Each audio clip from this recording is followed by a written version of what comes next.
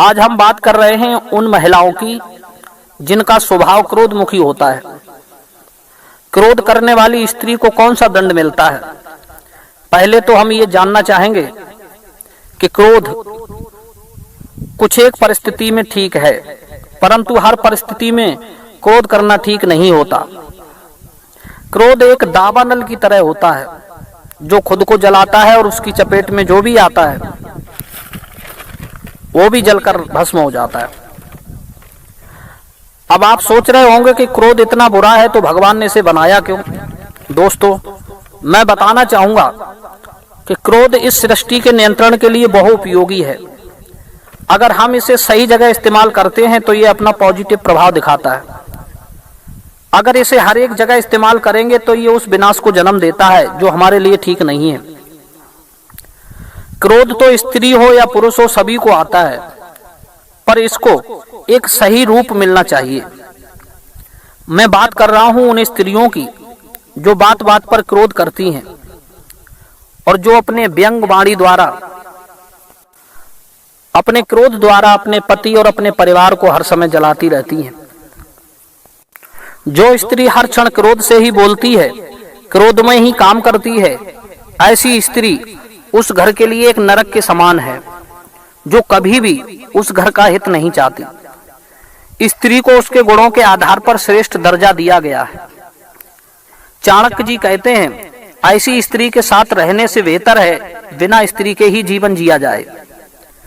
सुखी और शांतिपूर्ण घर वही है जिस घर में स्त्री शांत प्रिय हो और पूर्ण रूप से गृहिणी हो, जो घर का सारा काम अपने हाथों से करे। दोस्तों, जैसे कोयल देखने में काली होती है पर अपनी बोली के कारण सराही जाती है, उसी प्रकार स्त्री का रंग रूप चाहे जैसा भी हो, पर जिसकी बोली मधुर हो और चरित्र उज्ज्वल हो, जो स्त्री अपने पति का मन जीत ले, वही असली सुंदरी होती है। दोस्तों, क्रोध इमराज से कम नहीं होता, क्योंकि गुस्से में इंसान सब कुछ भूलकर पागल सा हो जाता है, यहाँ तक कि वो इसी खीज के कारण मृत्यु की गोद में भी चला जाता है। दोस्तों, क्रोध करने वाली स्त्री, पति को कटु वचन बोलने वाली स्त्री को नरक में कौन सी सजा भोगनी पड़ती है? गरुड़ पुराण के अनुसार ऐसे लोगों को 21 नरकों से होकर गुजरना पड़ता है। वैसे तो नरकों की कोई गणना नहीं है कितने प्रकार के नरक होते हैं। मेरा मानना है कि नरक भी उतने ही प्रकार के होते हैं जितने पाप होते हैं। ऐसा सुनकर कुछ लोगों को कोरी कल्पना लग रही होगी, पर आपके ना मानने से सृष्टि के नियम नहीं बदलते और ना ही सजा कम होती है।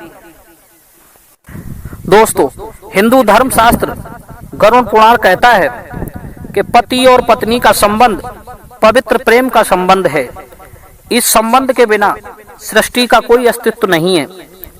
पति पत्नी को गाड़ी के दो पहियों की तरह सूझबूझ से एक दिशा में चलना चाहिए, पर जो पति और पत्नी अपने साथी के साथ अनुचित व्यवहार करते हैं, उनके लिए नरक में भी कुछ सजा का वर्णन है।